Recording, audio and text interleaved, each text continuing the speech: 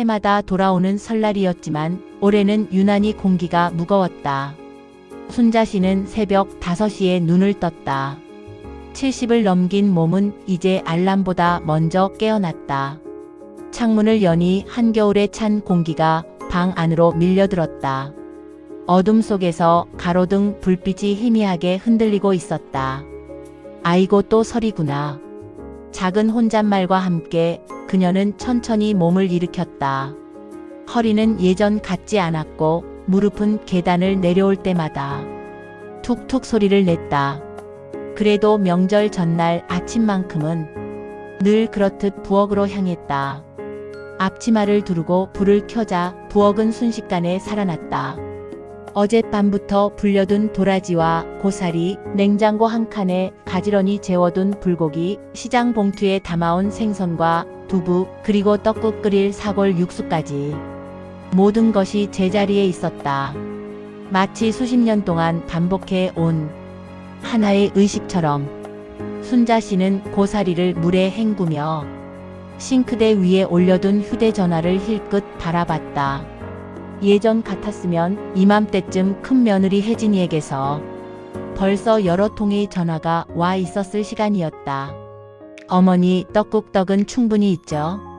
저는 몇 종류 하실 거예요? 제가 좀 일찍 내려갈게요. 어머니 허리 아프시면 제가 다 할게요. 쉬세요. 늘 먼저 묻고 먼저 움직이던 아이였다.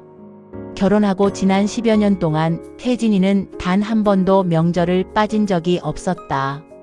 임신에 배가 남산만 했을 때도, 친정 아버지가 병원에 누워 계실 때도 그 아이는 시댁의 설날을 먼저 챙겼다.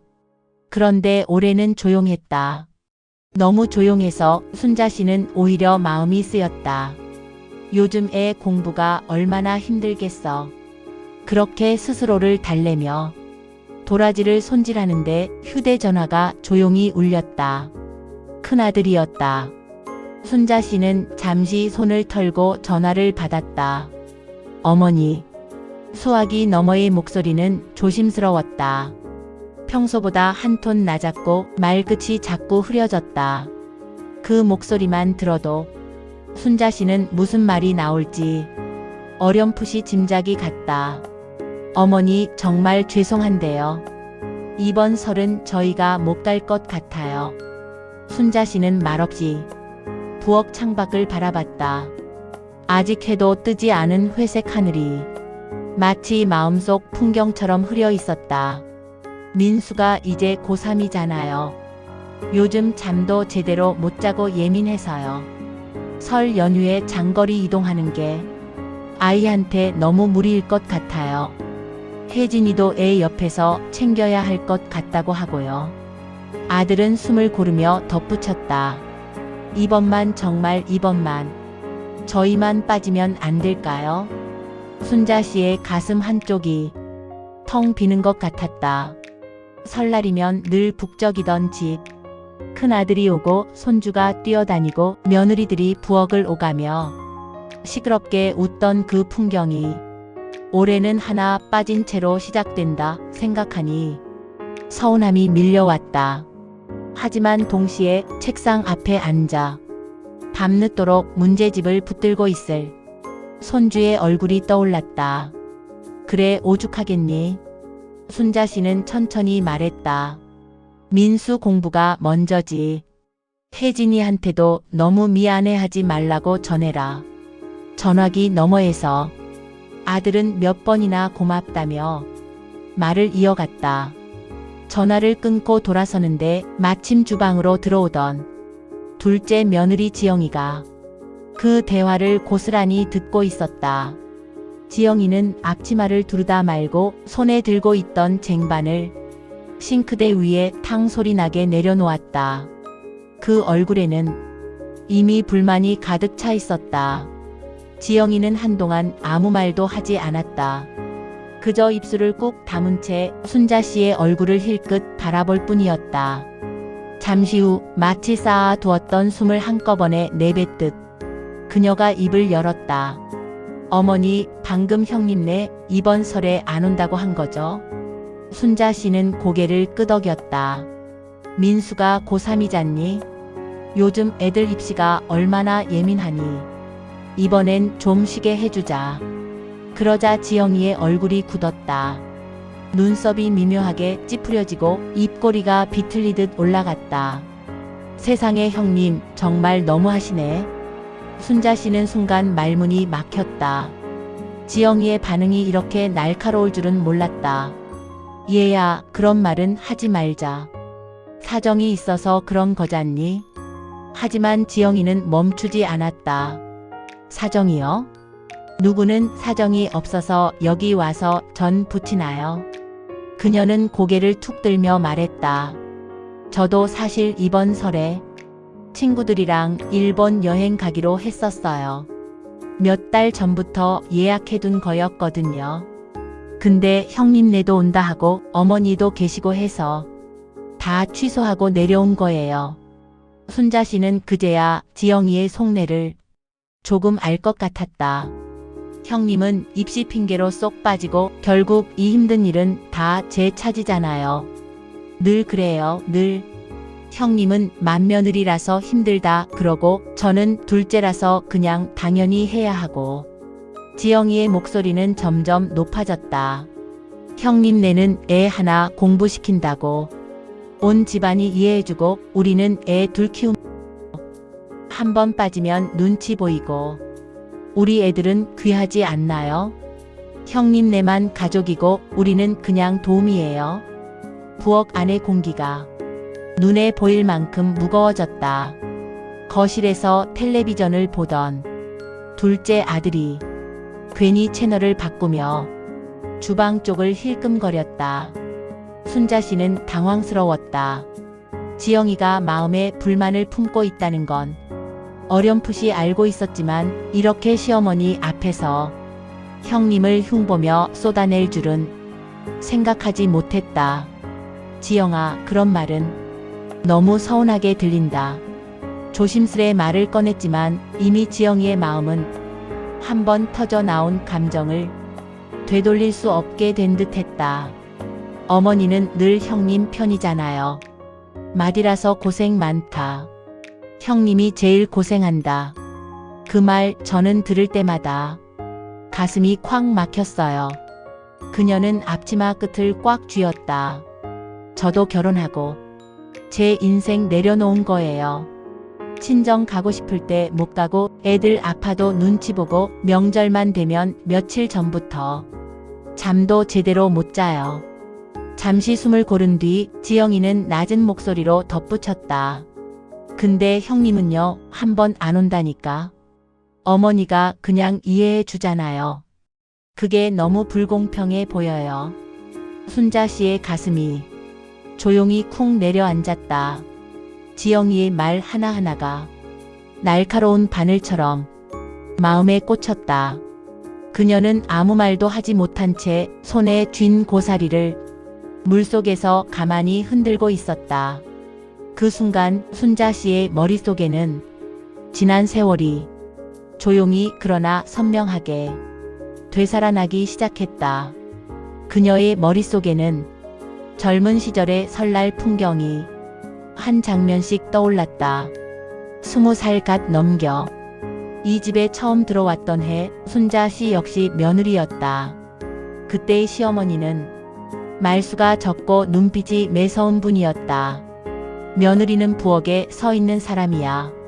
그 한마디로 명절은 곧 전쟁이 되었다. 눈이 허리까지 쌓인 겨울 새벽, 시어머니보다 먼저 일어나 아궁이에 불을 지피고 손이 트도록 전을 부치고 찬물에 손을 담근 채 나무를 다듬던 날들. 친정에 가고 싶다는 말은 입 밖으로 꺼내본 적도 없었다. 그저 며느리가 그러면 안 된다는 말이 머릿속에 박혀 있었을 뿐이었다. 순자씨는 그 시절을 자식들만큼이나 힘들게 버텨냈다. 그래서일까? 자신은 그렇게 살았지만 며느리들에게만큼은 조금이라도 덜 힘들게 해주고 싶었다. 특히 큰며느리 혜진이. 혜진이는 처음 이 집에 왔을 때부터 유난히 조심스러웠다. 말을 할 때도 항상 한 번 더 고개를 숙였고 부엌에 들어오면 어머니 제가 할게요 라는 말을 습관처럼 내뱉었다. 첫 아이를 가졌을 때 의사는 무리하면 안 된다고 신신당부했다. 하지만 설 전날 혜진이는 여전히 앞치마를 두르고 서 있었다. 어머니 괜찮아요. 집에만 있으면 더 답답해요. 그 말이 얼마나 억지였는지 순자 씨는 알고 있었다. 그래서 그날 순자 씨는 며느리에게 처음으로 이렇게 말했다. 얘야, 가서 좀 누워 있어라. 내가 할 수 있다. 혜진이는 잠시 망설이다가 눈이 붉어진 채 고개를 끄덕였다. 그날 이후로 순자 씨는 마음속으로 결심했다. 이 아이만큼은 내가 겪었던 길을 똑같이 걷게 하진 않겠다. 그런데 지금 부엌 한가운데 서 있는 둘째 며느리 지영이는 다른 얼굴을 하고 있었다. 혜진이의 조심스러움과는 결이 다른 꾹꾹 눌러온 억울함과 비교당해온 서러움이 뒤섞인 얼굴이었다. 순자 씨는 그제야 깨달았다. 자신이 큰애가 고생한다. 마디라서 힘들다. 라고 말할 때마다 지영이는 자기 몫의 고단함이 지워지고 있다고 느꼈을지도 모른다는 걸. 하지만 그렇다고 해서 혜진이가 해온 시간들이 지워질 수는 없었다. 순자 씨는 물속에 담긴 고사리를 천천히 건져 올렸다. 그리고 지영이를 바라보며 처음으로 조금 단단한 목소리를 냈다. 지영아. 지영이는 순자 씨를 바라봤다. 그 눈빛에는 아직도 분노와 서운함이 섞여 있었다. 너 첫째한테 그렇게 말하면 안 된다. 부엌 안이 순간 멎은 듯 고요해졌다. 지영이의 눈이 조금 커졌다. 순자 씨는 나물 바구니를 내려놓고 지영이를 똑바로 바라봤다. 내가 이 집에 오기 전까지 10년이 넘는 동안 혜진이는 단 한 번도 명절을 빠진 적이 없다. 그녀의 목소리는 크지 않았지만 단단했다. 배가 남산만 했을 때도 친정 아버지가, 병원에 계실 때도 그 아이는 이 집 일을 먼저 챙겼다. 순자 씨는 잠시 숨을 고른 뒤 조용히 말을 이었다. 불평 한마디 없이 묵묵히 내 옆에 서 있던 게 혜진이다. 지영이의 얼굴이 조금씩 굳어갔다. 순자 씨는 마지막 말을 천천히 그러나 분명하게 내뱉었다. 그리고 지영아, 명절에 오는 게 그렇게 억울하고 힘들면. 그녀는 지영이를 똑바로 바라보며 말했다. 너도 오지 마라. 지영이는 그 말을 제대로 이해하지 못한 듯 잠시 멍하니 서 있었다. 어머니, 그게 무슨 말씀이세요? 순자 씨는 한 번 더 조금 더 분명한 목소리로 말했다. 친구들이랑 여행 가고 싶으면 가. 명절에 오는 게 그렇게 억울하면 억지로 오지 말라는 말이다. 지영이의 눈이 크게 흔들렸다. 예상하지 못한 말이었기 때문이다. 시어머니가 그것도 명절 전날 오지 말라는 말을 할 줄은 상상조차 못했을 것이다. 내가 내 손으로 차려 먹으면 되지. 억지로 와서 마음에도 없는 소리 하는 거. 나는 더 보고 싶지 않다. 부엌 안에는 숨소리마저 크게 들릴 만큼 정적이 흘렀다. 지영이의 입술이 파르르 떨렸다. 하고 싶은 말이 많은 얼굴이었지만 어떤 말도 쉽게 튀어나오지 못했다. 그녀는 잠시 순자 씨를 바라보다가 결국 고개를 숙였다. 죄송해요. 그 말은 사과라기보다 더 이상 버틸 수 없어 떨어뜨린 한숨에 가까웠다. 그날 하루 집 안의 공기는 끝내 풀어지지 않았다. 설 차례를 지내는 동안에도 지영이는 말을 거의 하지 않았다. 시킨 일만 조용히 해내고 밥을 먹을 때도 숟가락 소리만 작게 울렸다.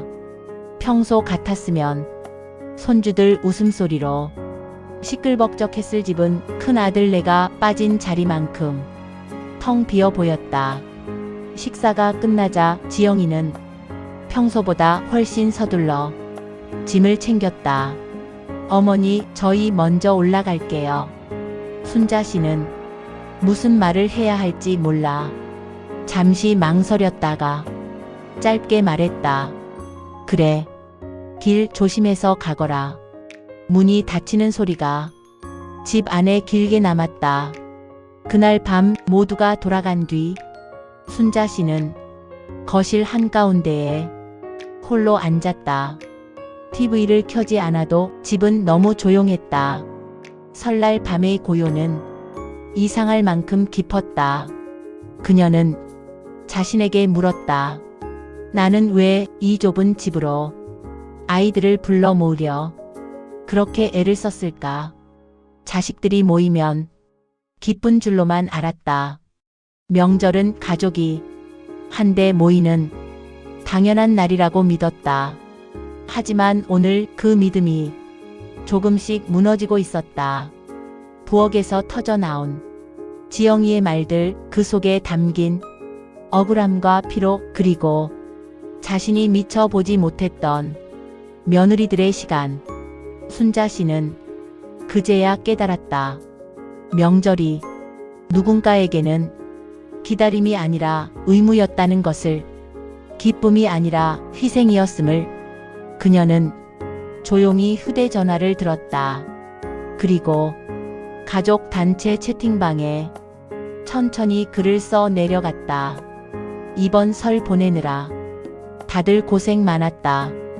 이제부터 우리 집 재산은 절에 맡기기로 했다. 명절에는 각자 집에서 쉬거나 여행 가도 된다. 나는 나대로 친구들과 좋은 시간 보낼 테니 더 이상 미안해하지도 말고 억지로 오지도 말거라. 그게 내 진심이다. 전송 버튼을 누르는 순간 순자 씨의 가슴 한켠에서 오래 묵은 돌덩이가 툭 떨어져 나가는 것 같았다.